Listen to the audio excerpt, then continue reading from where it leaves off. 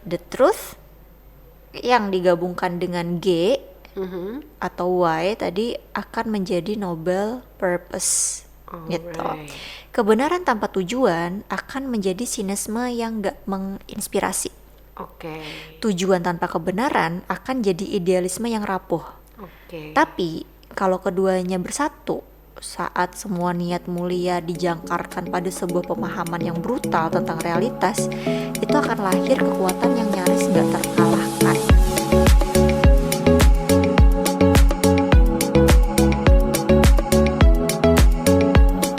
Halo Sobat Sarastia, selamat datang kembali di Sarastia Talk. Nah, ini adalah momen yang kita tunggu-tunggu nih.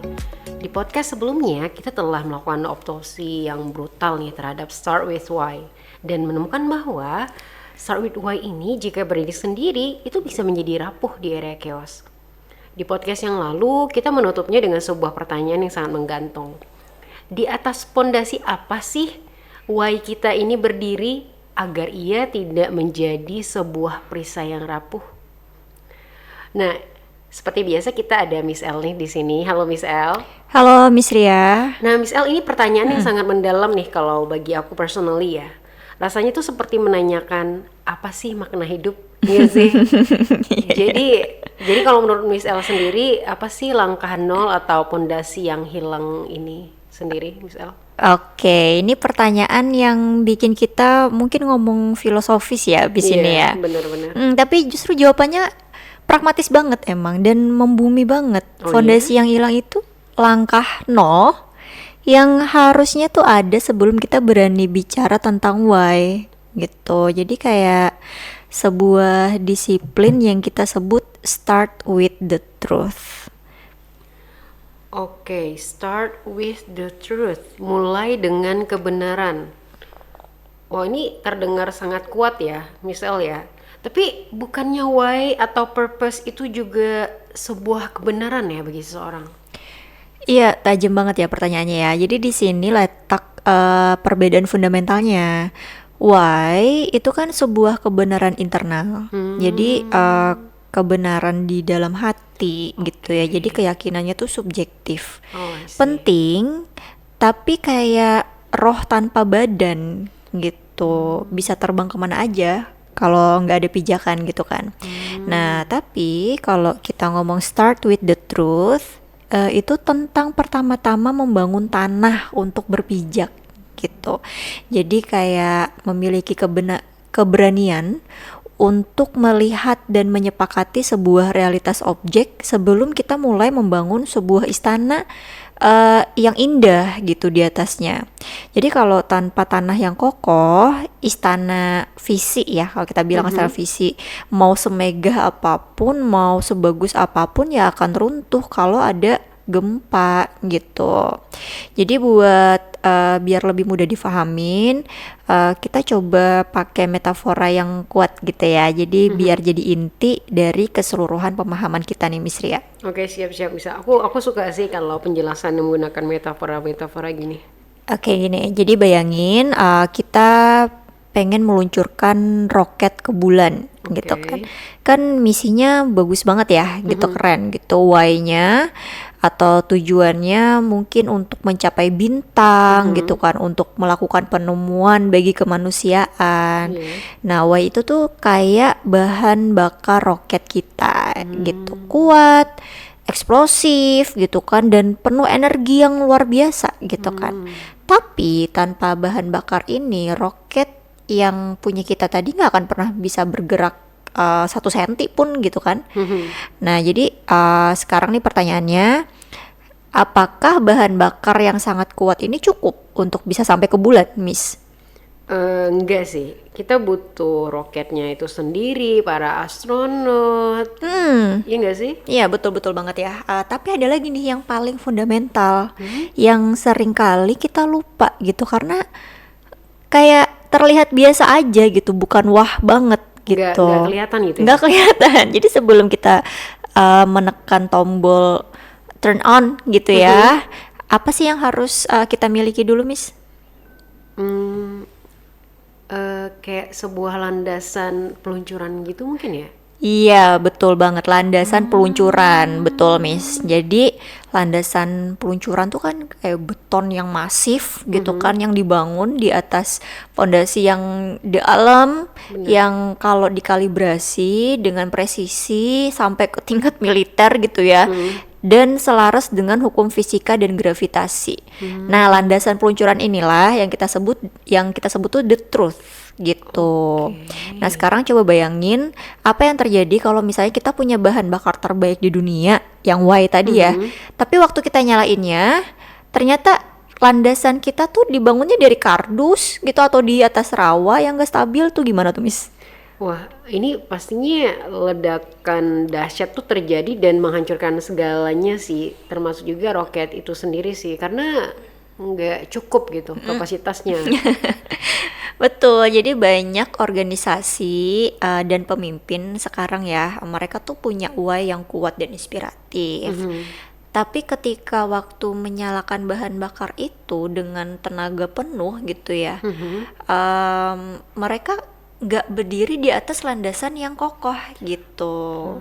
Jadi misal nih kebenaran tentang pasar, kebenaran tentang kapabilitas tim, kebenaran tentang realitas finansial. Jadi kadang itu tuh tidak terlihat gitu. Mereka jadi kayak bukan lagi peluncuran yang agung gitu, tapi kayak ledakan internal yang menghabiskan energi, bikin burnout gitu, terus bikin sinisme juga di antara tim gitu kan. Nah, jadi makanya Start with Why itu memang memastikan kita punya bahan bakar terbaik gitu. Nah, Start with the truth itu mastiin kita punya landasan yang paling kokoh sebelum kita berani nyalain bahan bakar tersebut gitu.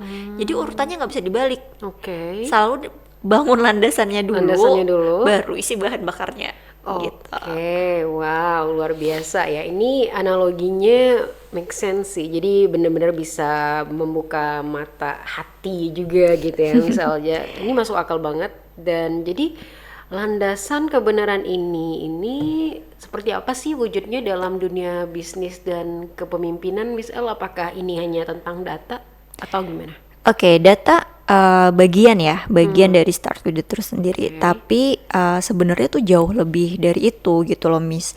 Jadi sebuah landasan yang kokoh dalam arsitektur pemikiran kita itu terdiri dari 3 lapisan beton yang harus dituang dan diselaraskan gitu ya. Jadi lapisan-lapisan ini yang akan kita bedah secara mendalam di podcast ini gitu, yaitu arsitektur 3 tingkatan kebenaran. Nah, tapi sebelum kita ke sana nih, penting banget untuk memahami konsekuensi dari filosofi landasan, gitu ya. Jadi, seorang pemimpin yang mengadopsi Start with the Truth akan memiliki sebuah keberanian yang sangat beda pastinya habis ini. Nah, jadi leader ini nantinya pasti akan memiliki keberanian untuk berkata ke tim, guys, aku tahu ya kita nih bagus banget, tapi kebenaran datanya nunjukin pasar kita nih nggak menginginkan produk kita gitu loh sekarang. Coba kita stop dulu proyek ini dengan terhormat gitu ya.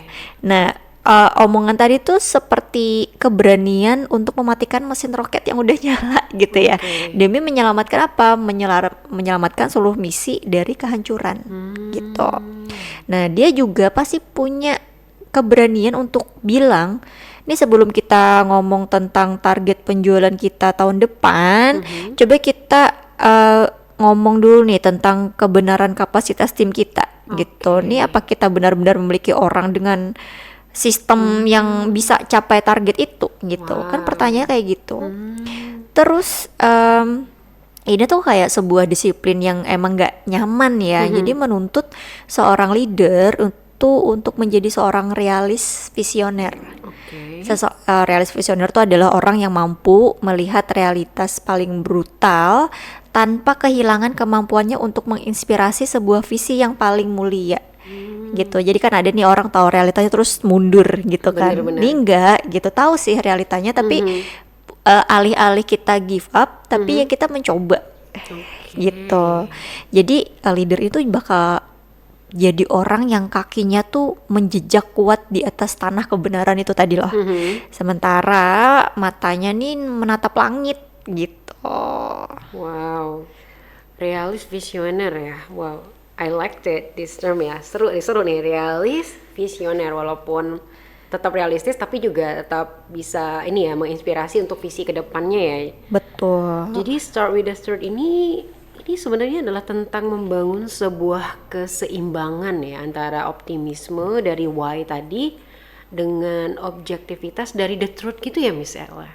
Ya, tapi lebih dari keseimbangan sih sebenarnya, Miss. Oke. Jadi ini kayak hierarki gitu ya. Start with the truth itu menetapkan sebuah hukum yang nggak bisa ditawar. The why-nya itu harus selalu bersujud ke the truth. Gitu. Jadi niat baik kita, betapapun mulianya, harus selalu diuji dan divalidasi oleh realitas. Karena kalau cuma why, walaupun ditempa gitu ya, tetap ya kebenaran yang akan menjadi sebuah noble purpose yang anti rapuh gitu. Jadi why kalau nggak ada pegangan the truth-nya, takutnya nanti ketika ada ujian datang, why-nya hilang gitu. Jadi kita perlu the truth untuk sebagai North Star-nya gitu loh, Miss.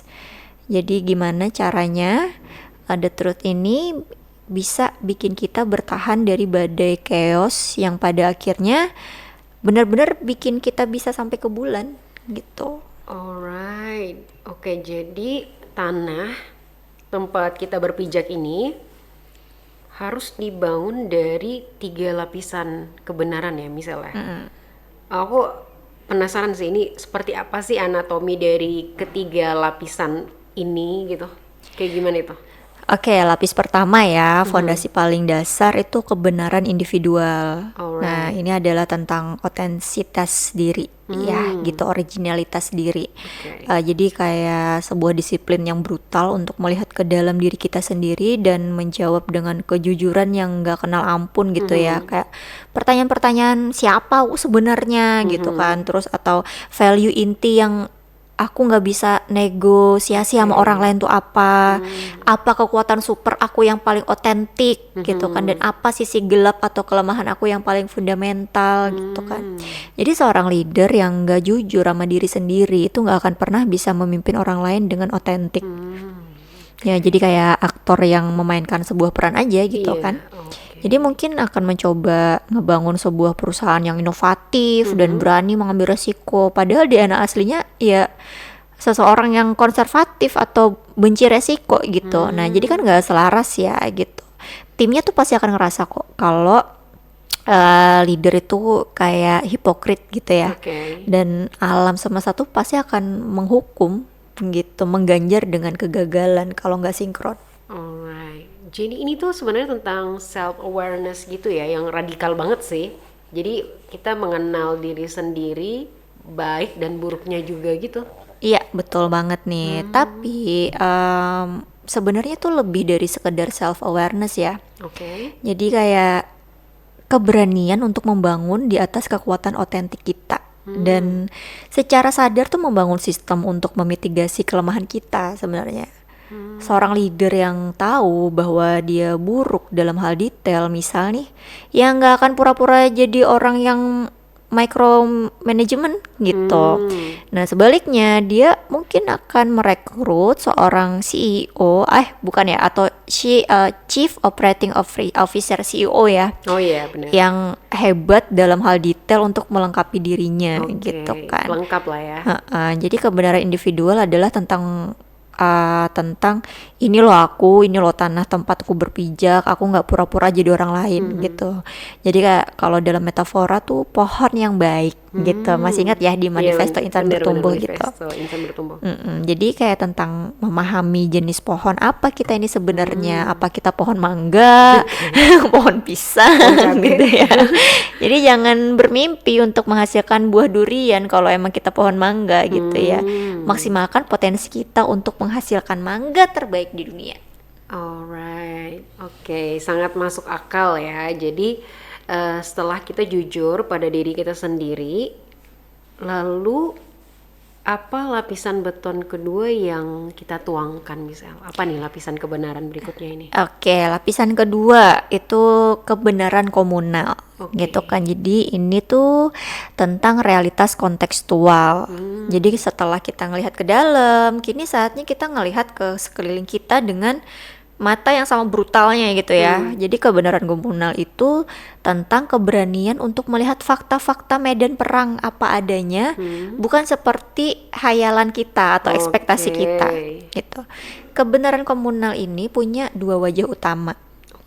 Wajah pertama itu tentang kebenaran pasar. Jadi tentang mendengarkan suara pelanggan, menganalisis data penjualan, memata-matai gerakan pesaing misalnya ya, dan bisa juga memahami tren industri gitu. Ini juga tentang menolak untuk jatuh cinta pada produk kita sendiri dan sebaliknya jatuh cinta pada masalah customer kita. Banyak perusahaan teknologi yang hebat tuh hancur karena mereka mengabaikan kebenaran pasar. Mereka nyiptain sebuah teknologi yang sangat canggih gitu ya, tapi ternyata nggak ada suku di luar sana yang benar-benar butuh gitu. Alright, jadi ini seperti yang kita bahas di kerangka Opportunity Inquiry Framework ya misalnya, yaitu tentang memvalidasi peluang tuh. Betul banget. Nah, wajah kedua dari kebenaran komunal itu kebenaran internal organisasi. Nah, ini tuh kayak keberanian seorang leader untuk melihat budaya dan realitas politik di dalam timnya apa adanya gitu. Mungkin kayak nilai-nilai yang terpampang di dinding adalah kolaborasi dan integritas gitu ya. Tapi kebenaran komunalnya kayak setiap departemen tuh saling perang. Ada beberapa pemain bintang yang beracun gitu ya, namun terus dilindungi. Oke, ini kan mengabaikan kebenaran komunal internal, itu sama juga bahayanya sebenarnya. Jadi seorang leader mungkin memiliki sebuah visi yang bagus atau why-nya yang keren, tapi kalau dia coba menerapkannya pada sebuah tanah budaya yang gak subur atau bahkan toksik gitu ya benih visi itu gak akan pernah tumbuh gitu. Jadi menegakkan kebenaran komunal adalah tentang berkata, ini loh realitas medan perang dan kondisi pasukan aku saat ini. Aku harus mulai dari sini, bukan dari tempat yang aku pengen gitu. Jadi pertama tadi kita punya kebenaran individual ya, misalnya yang tentang siapa sih aku sebenarnya gitu, baik itu apa baiknya, apa buruknya gitu, dan juga ada kebenaran komunal tadi yang berkaitan dengan di mana sih aku berada, dan di sini ada kebenaran pasar tadi, dan juga ada kebenaran di dalam internal organisasinya juga. Nah, Oke, dalam dua lapisan ini udah terasa sangat kokoh sih kalau kita lihat ya. Lalu apa nih, kalau tadi kan 3 lapisan ya, lalu apa nih lapisan terakhir, lapisan yang paling tinggi ini tuh apa? Oke, lapisan terakhir yang jadi langit-langit dari katedral kita gitu ya. Itu adalah kebenaran universal. Jadi kebenaran universal itu adalah tentang prinsip-prinsip abadi atau sunatullah gitu ya.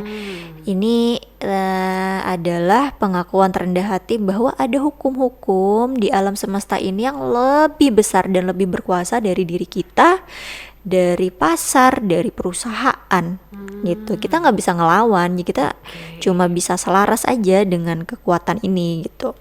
Jadi kebenaran universal ini bisa kita lihat dalam berbagai bentuk. Ada hukum ekonomi yang nggak bisa dibantah gitu kan, ada hukum psikologi manusia, dan banyak banget ya yang lain ya. Ada hukum spiritual atau ilahi gitu yang memang menjadi sumber dari semua moralitas dan etika kan. Wow, ini menarik sih, Miss El. Miss El bisa nggak kasih contoh gitu, gimana sih seorang pemimpin itu bisa menerapkan kebenaran universal ini ke dalam sebuah keputusan bisnis, Miss El? Oke, jadi bayangin ada satu perusahaan lagi dilema nih ceritanya.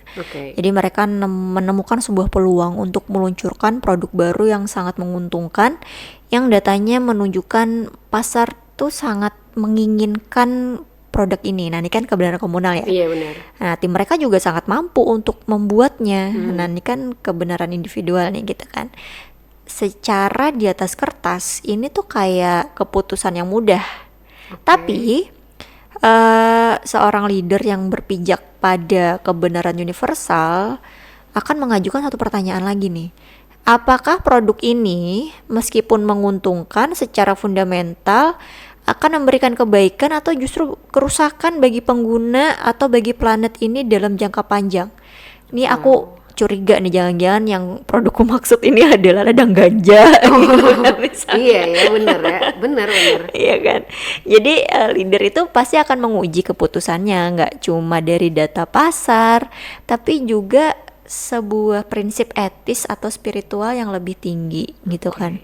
Kalau dia menemukan produk ini berpotensi menciptakan kecanduan atau merusak lingkungan, dia bakal punya keberanian gitu untuk ngebatalin proyek yang sangat menguntungkan tersebut sebenarnya. Kenapa? Ya karena dia tahu bahwa sebuah keuntungan yang didapatkan tapi mengkhianati sebuah kebenaran universal, itu keuntungannya nggak akan pernah sustain gitu. Alam semesta cepat atau lambat pasti bakal nagih hutangnya itu gitu kan.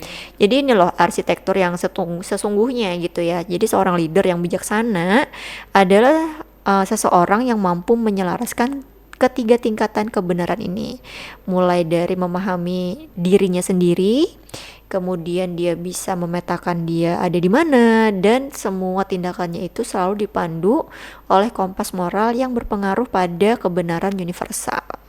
Oke, luar biasa banget ya. Jadi tadi kebenaran universal tadi walaupun menguntungkan ya, ternyata kalau memang pemimpinnya itu berpegang teguh terhadap etisnya, jadi dia akan bisa ya untuk membatalkan ini ya. Aku jadi berasa kayak ada sedikit refleksi atau namanya perspektifnya point of view dari orang yang nemuin nuklir tuh. Iya, Dan sekarang benar. menciptakan senjata nuklir tuh.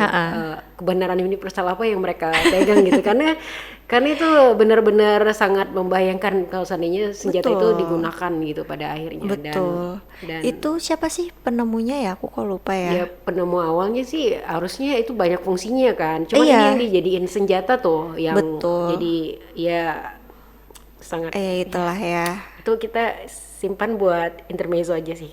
Alright, kita balik lagi nih ke topik ya. Jadi udah ada kebenaran individual, komunal, universal. Dan setelah ketiga lapisan beton dari landasan kebenaran ini kering dan kokoh, lalu Iya, barulah kita ngomong why Oke. gitu. Baru deh kita diizinkan untuk merumuskan noble purpose-nya itu apa.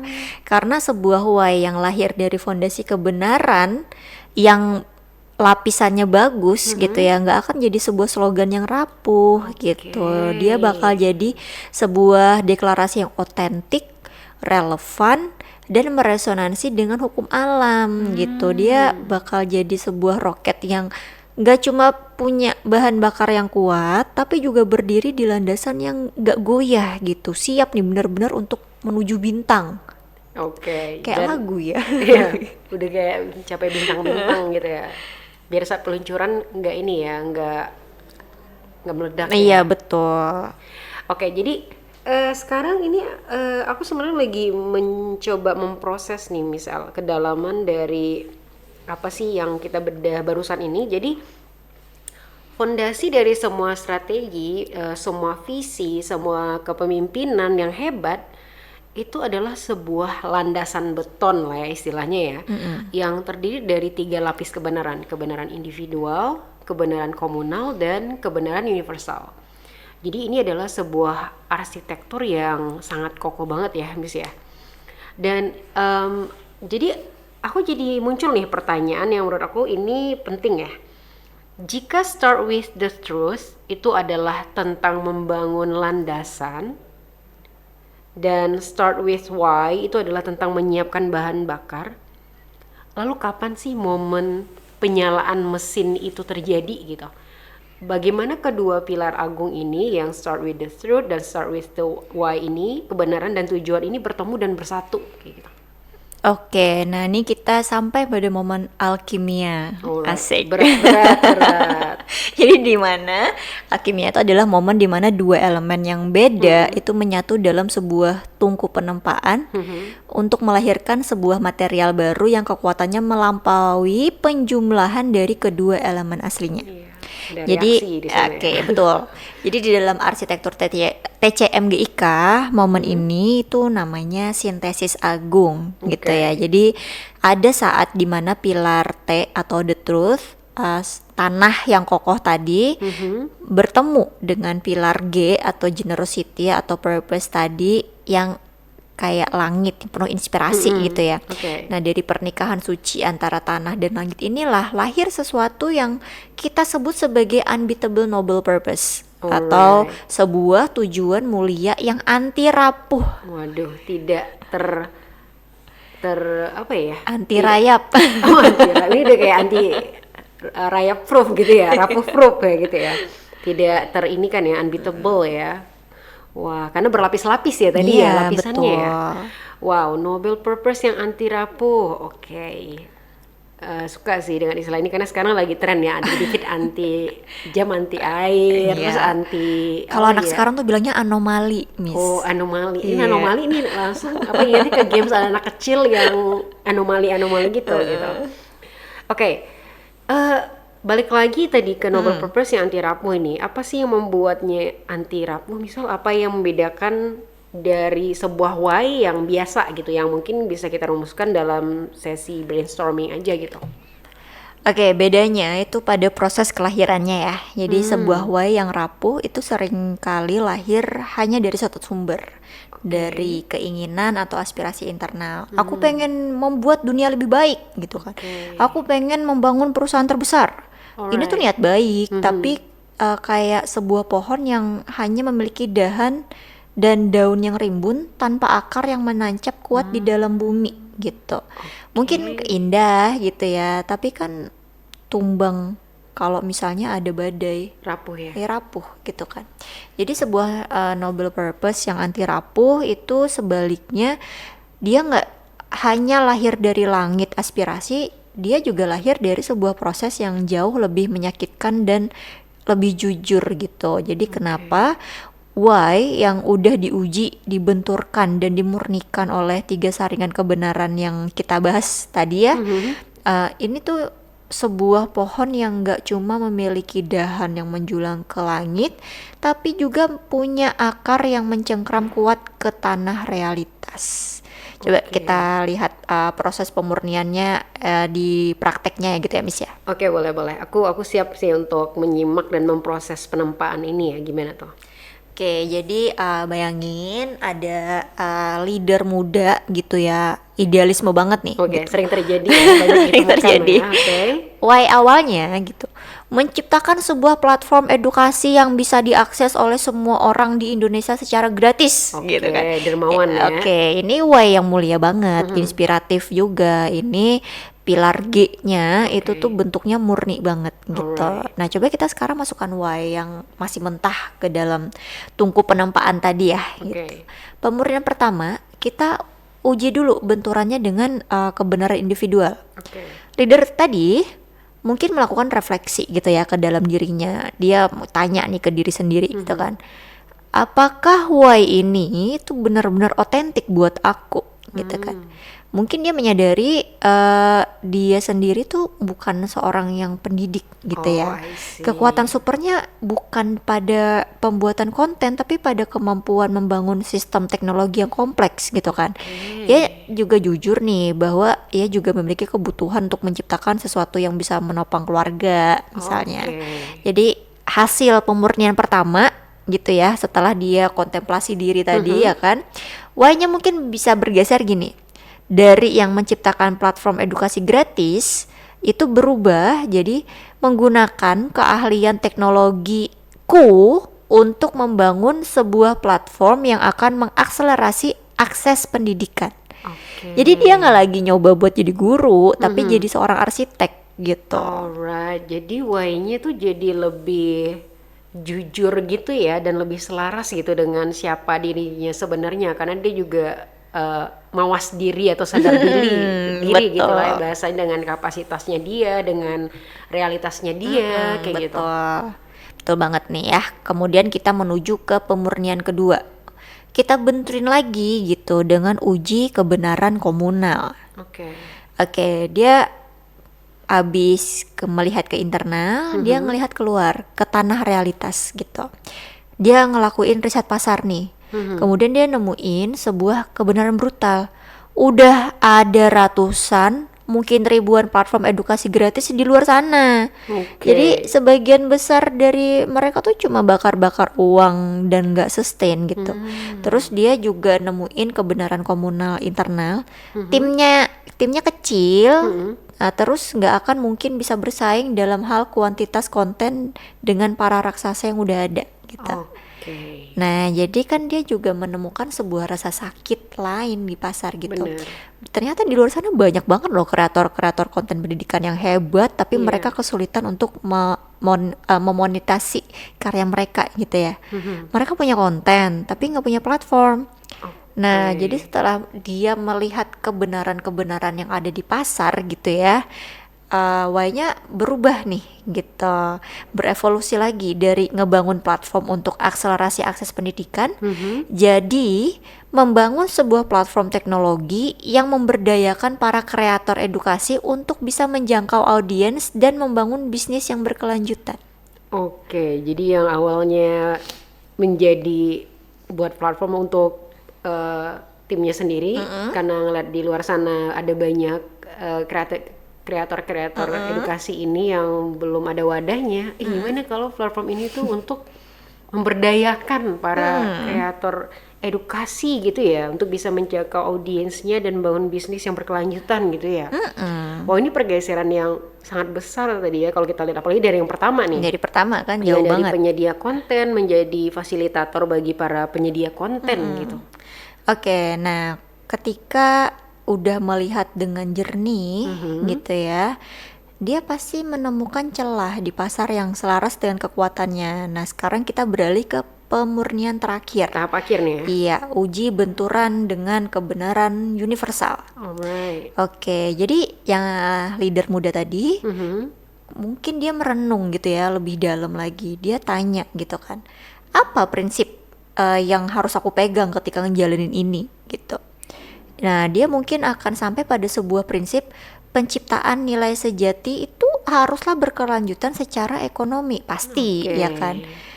Dia nggak mau nih bakar uang yang cuma nyiptain ketergantungan semu doang gitu Di kan. awal aja gitu ya. Iya, mungkin sekarang nih memegang prinsip etis. Setiap kreator harus mendapatkan bagian yang adil dari nilai yang mereka ciptakan. Nah, jadi hasil pemurnian terakhirnya, why-nya kini menjadi bentuk yang paling matang dan kokoh gitu. Sebuah platform untuk mewadahi kreator-kreator tadi, tapi juga kreatornya harus mendapatkan bagian yang adil gitu. Oke. Jadi kalau kita lihat nih, misal wujud akhir dari noble purpose-nya itu setelah melalui 3 kali penempaan ini, jadinya kalau dibuat statement-nya itu kayak gimana kira-kira? Oke, statementnya kayak gini. Nah, ini noble purpose-nya ya. Melihat kebenaran bahwa banyak kreator edukasi hebat yang kesulitan untuk mandiri secara finansial, dan dengan keyakinan bahwa pendidikan yang berkelanjutan itu harus didasarkan pada model yang sehat secara ekonomi, maka kami dengan menggunakan keahlian superior kami dalam membangun platform teknologi yang mudah digunakan, bertujuan untuk menjadi mitra pertumbuhan paling terpercaya bagi para kreator edukasi di Indonesia, memberdayakan mereka untuk mengubah kebijaksanaan mereka menjadi sebuah warisan yang abadi dan sejahtera. Wow, Wah, ini kalau pitching dapat banget nih, Miss. Ini ibarat habis baca undang-undang dasar atau enggak sih? Jadi berasa hikmat gitu. Wow. Wah, ini tuh udah bukan lagi sekadar sebuah why ya. Ini karena emang tadi based on filternya memang udah dari kebenaran individual, komunal, dan universal. Jadi ini udah jadi sebuah manifesto ya jadinya ya.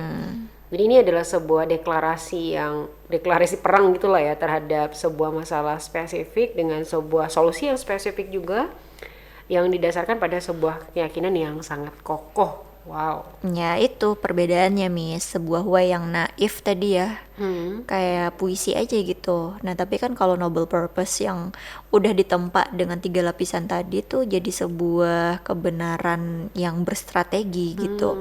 Jadi kita coba kasih formula sintesisnya ya. Oke, ada rumusnya ternyata ini. Gitu. The truth yang digabungkan dengan G atau Y tadi akan menjadi noble purpose gitu. Alright. Kebenaran tanpa tujuan akan menjadi sinisme yang gak menginspirasi. Oke. Tujuan tanpa kebenaran akan jadi idealisme yang rapuh. Oke. Tapi kalau keduanya bersatu, saat semua niat mulia dijangkarkan pada sebuah pemahaman yang brutal tentang realitas, itu akan lahir kekuatan yang nyaris gak terkalahkan. Oke. Noble purpose yang lahir dari proses ini itu akan jadi anti rapuh karena beberapa alasan. Yang pertama, dia otentik. Maksudnya apa? Dia selaras dengan siapa diri kita sebenarnya. Oke. Yang kedua, dia relevan. Artinya dia bisa ngejawab semua kebutuhan nyata di pasar. Yang ketiga, dia realistis. Artinya dia itu memperhitungkan kapabilitas dan sumber daya yang dimiliki. Oke. Yang keempat, dia berkelanjutan. Maksudnya ya dibangun di atas sebuah model yang sehat secara prinsip gitu. Iya. Dan yang terakhir, dia sulit banget buat ditiru. Jadi kompetitor mungkin bisa meniru produknya, mungkin mereka bisa meniru caranya, tapi mereka nggak akan pernah bisa meniru noble purpose-nya tadi loh, karena kan dia lahir dari perpaduan antara kebenaran universal si leader tadi, kemudian kebenaran komunal yang dia cermati, dan kebenaran universalnya gitu. Jadi ini kan keunggulan kompetitif yang abadi. Wow. Aku setuju sih tadi yang kalau produknya mungkin bisa ditiru, prosesnya juga bisa ditiru, karena sekarang apa sih yang nggak bisa ditiru kayaknya ya. Tapi kan balik lagi ya, yang lahir dari perpaduan unik ini tadi yang kebenaran individual, komunal, dan universalnya, copycatnya tadi itu kan mereka berangkat dari why yang berbeda kayak gitu ya. Wow, ini mengubah sih cara pandang aku gitu dalam memandang tujuan perusahaan gitu. Jadinya jadi pekerjaan pertama seorang pemimpin itu bukanlah memotivasi gitu dengan why ya. Jadi nggak hanya dengan why aja ya berarti. Karena pekerjaan pertamanya adalah memfasilitasi sebuah investigasi kebenaran yang jujur gitu bersama timnya itu gitu kan. Intinya mereka harus mengetahui gitu kebenaran-kebenaran yang ada gitu, baik di dirinya mereka, di luar sana, dan kebenaran universalnya itu seperti apa, seperti itu. Betul, itu tadi esensinya nih Miss Ria. Jadi stop deh jadi motivator, mulai kita jadi arsitek kebenaran. Karena dari situ sebuah tujuan yang benar-benar akan menggerakkan gunung bisa dilahirkan. Oke, jadi nggak bisa cuman omongan-omongan doang ya. Betul. Alright, wow. Oke. Butuh waktu nih ya untuk mencerna semua ini ya, agar berpikir dengan jernih ya. Aku rasa juga teman-teman Sarastia yang sedang mendengarkan ini juga pasti perlu waktu gitu untuk mencerna, untuk berkontemplasi gitu ya, merefleksikan semuanya jadi. Dan ini bukan lagi sekadar sebuah framework bisnis ya, ini adalah sebuah filosofi hidup gak sih? Jadi jika aku coba rangkum nih ya pemahaman aku untuk pembahasan kita kali ini, jadi start with why itu penting, tapi ia ibarat adalah bahan bakar roket yang mudah meledak. Dan sebelum kita menyalakannya, kita wajib membangun sebuah landasan peluncuran yang kokoh. Nah, dan landasan itu adalah start with the truth. Dan landasan itu sendiri terdiri dari 3 lapisan beton nih. Jadi kebenaran yang harus diselaraskan. Kebenaran individual tentang siapa sih kita sebenarnya, kayak gitu. Dan kebenaran komunal yang mengacu kepada realitas pasar dan kita. Dan yang berikutnya juga kebenaran universal berkaitan dengan prinsip-prinsip abadi gitu, baik yang dari alam ataupun dari ilahi gitu bahasanya.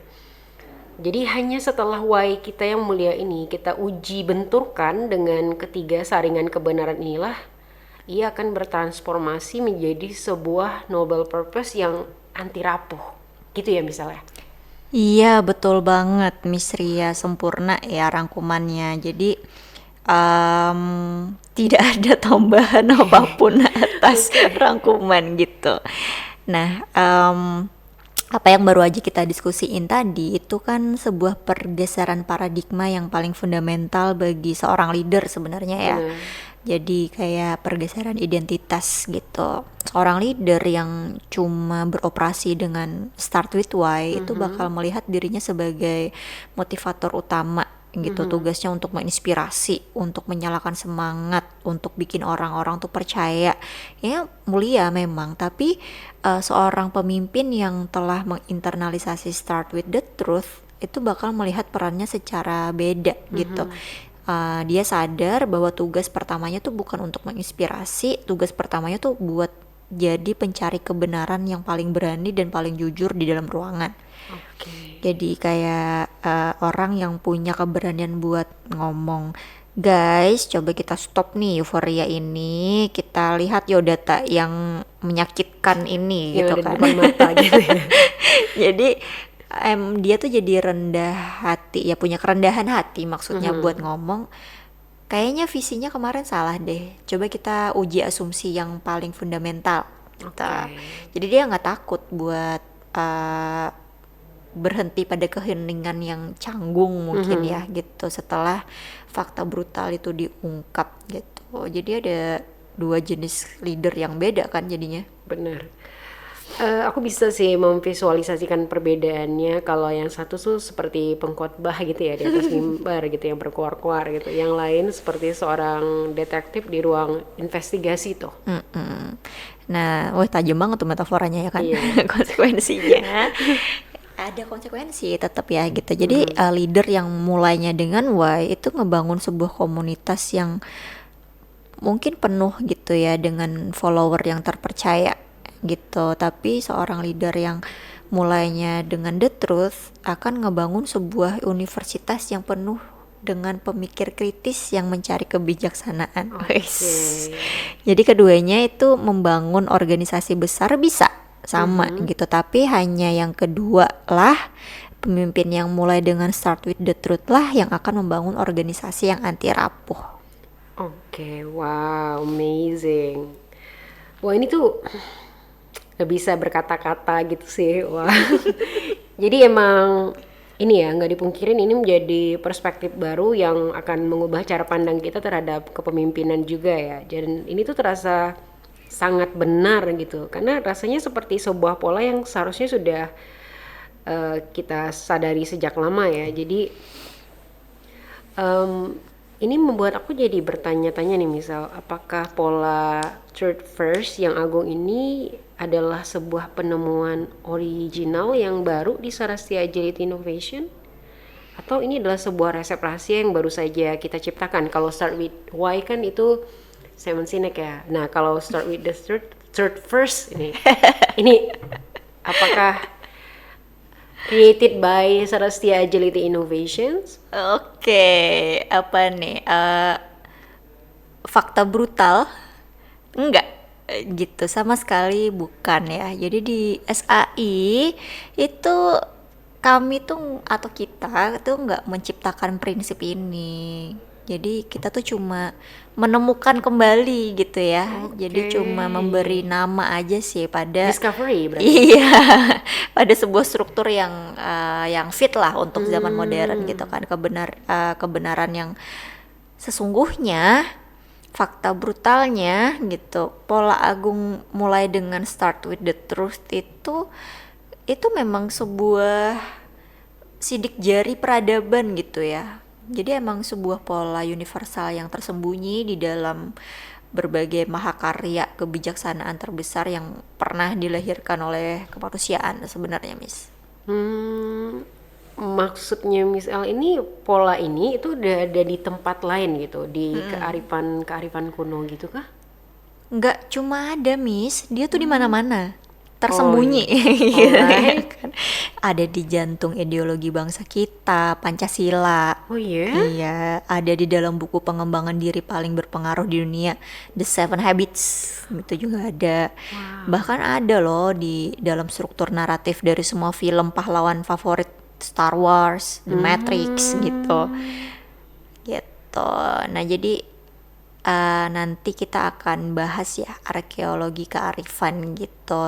Nah, jadi ceritanya nanti kita bakal jadi Indiana Jones. Oh, ini kayaknya para Gen Z tahu nggak ya Indiana Jones? Kayaknya mereka perlu sambil nyari-nyari juga ini Indiana Jones ini refers to apa gitu. Iya, nanti kita bakal membuktikan bahwa Start with the Truth itu bukan sebuah teori bisnis baru, tapi sebuah kebijaksanaan abadi yang udah digunain, udah digaungkan sama filsuf, sama nabi, pendiri bangsa ribuan tahun yang lalu gitu, Miss. Alright, oke. Wah, ini kita masih punya banyak hal seru buat dibahas ya. Nah, namun Sobat Sarasia, untuk kali ini podcast kita cukupkan sampai di sini dulu. Jangan lupa untuk mengecek artikel, podcast, dan kelas di website kami di sarastia.com. Cukup sekian untuk podcast kita kali ini. Saya Miss Ria, bye-bye.